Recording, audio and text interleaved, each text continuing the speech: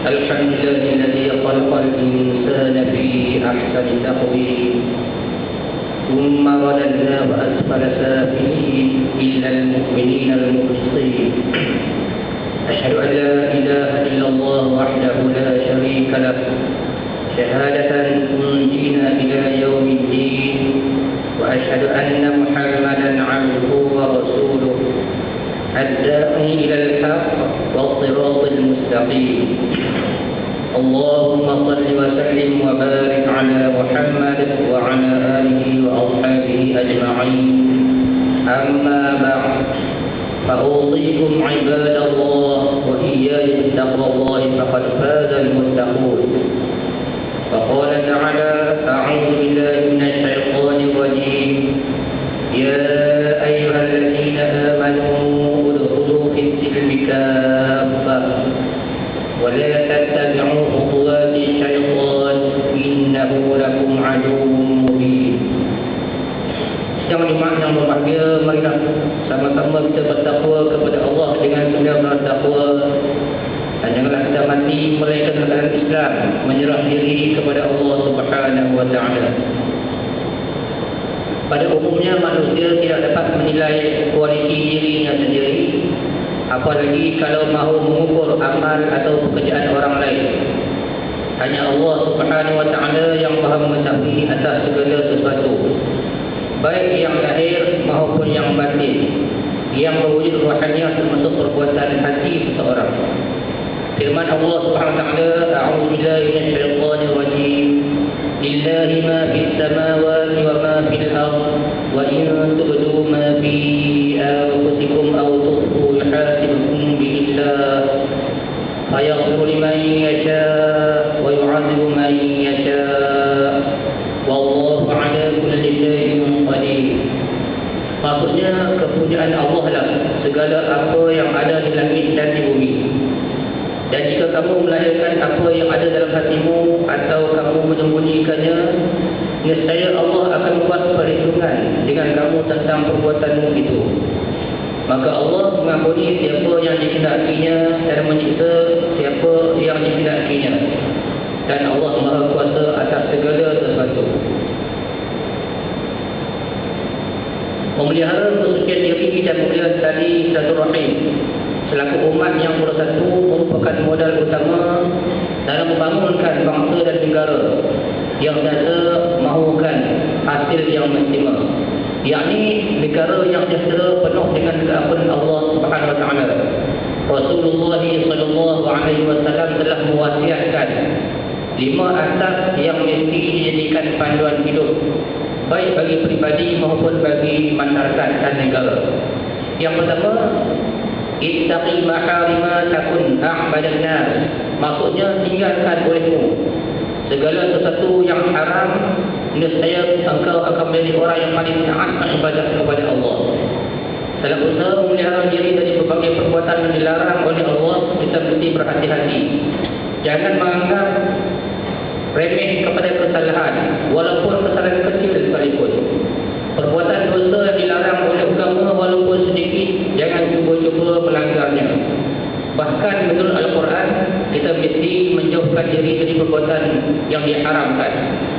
Mendekati perbuatan yang dilarang dan diharamkan Allah adalah ibarat orang yang mendekati api.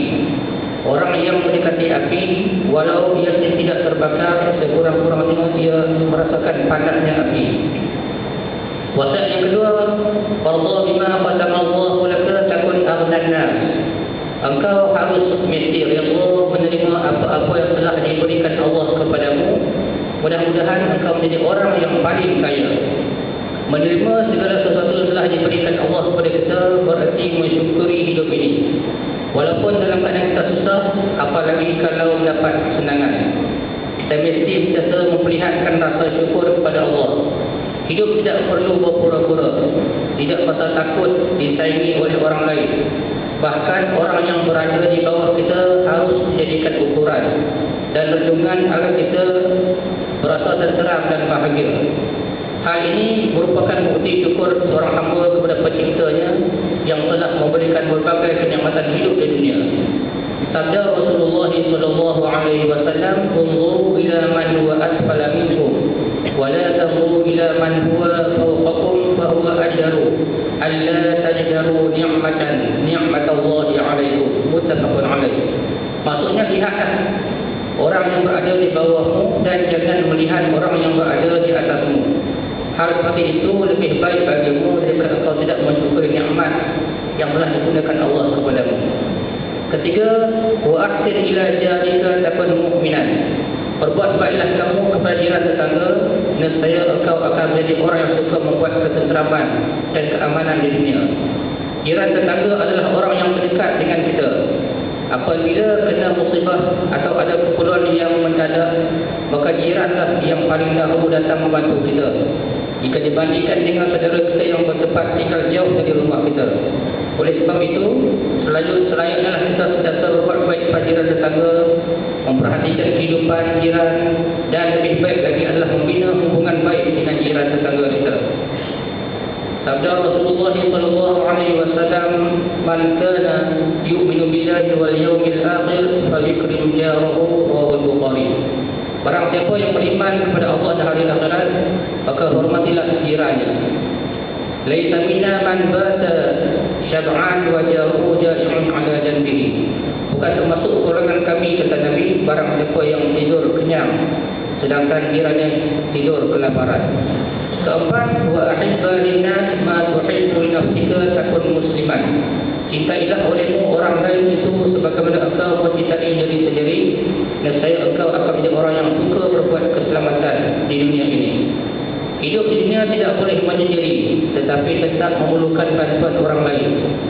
Hal ini merupakan sunatullah, peraturan Allah di dalam dunia ini. Oleh sebab itu, dalam segala lapangan kehidupan, kita harus saling membantu, saling menyayangi, saling mengasihi. Apalagi jika saudara-saudara seagama dan sekeyakinan dengan kita. Orang mukmin yang satu dengan mukmin yang lain bagaikan satu tubuh. Kalau satu tubuh anggota sakit, maka seluruh anggota tubuh yang lain pun terbawa sakit. Sabda Rasulullah sallallahu alaihi wasallam, "La yu'minu ahadukum hatta yuhibba li akhihi ma yuhibbu li nafsihi." Muttafaqun alaih. Tidak sempurna iman salah seorang hamba sehingga ia mencintai saudaranya sebagaimana ia mencintai dirinya sendiri.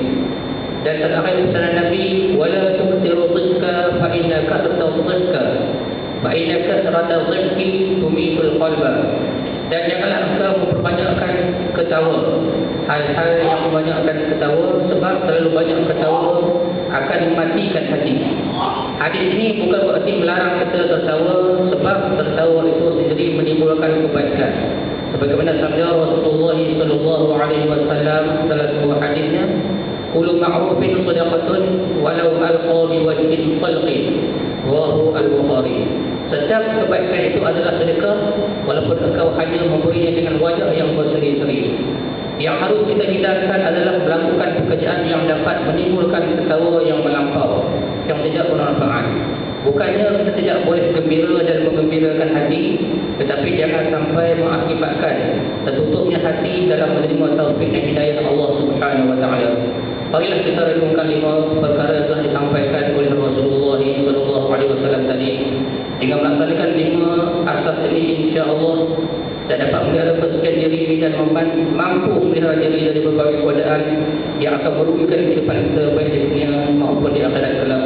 Barakallahu li wa lakum fil Qur'anil 'azim wa nafa'ani wa iyyakum bima fihi min al-ayati wa dhikril hakim wa taqabbal minni wa minkum